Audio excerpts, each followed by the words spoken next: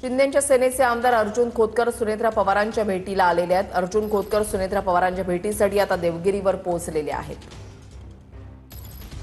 अक्षय मणकणी आमचे प्रतिनिधी या संदर्भातली अधिक माहिती देतील। अक्षय, नेमकं काय कारण कळतंय?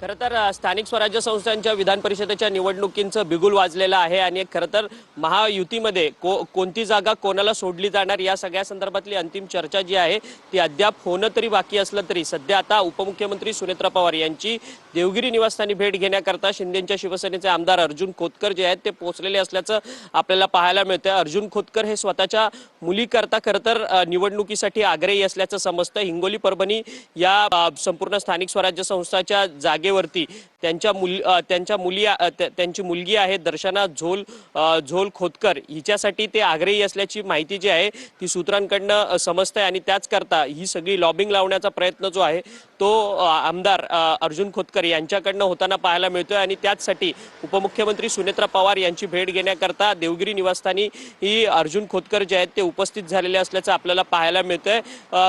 परभणी आणि हिंगोली या दोन्ही जिल्ह्यातील स्थानिक स्वराज्य मतदारसंघातली जी काही विधान परिषदेची निवडणूक आहे त्यामध्ये राष्ट्रवादी काँग्रेस पक्ष जो आहे तो सर्वाधिक मोठा पक्ष आहे आणि त्याच करता ही भेट जी आहे ती अत्यंत महत्त्वाची ठरते कारण की सर्वाधिक लोकप्रतिनिधींची संख्या जी आहे या स्थानिक स्वराज्य मतदारसंघाच्या निवडणुकीमध्ये हिंगोली आणि परभणीच्या त्याच्यामध्ये राष्ट्रवादीची लोकप्रतिनिधींची संख्या जास्त असल्यामुळे अर्जुन खोतकर जे आहेत ते सध्या उपमुख्यमंत्री सुनेत्रा पवार यांची भेट घेण्याकरता देवगिरी या निवासस्थानी दाखल झालेले असल्याचं आपल्याला पाहायला मिळतंय।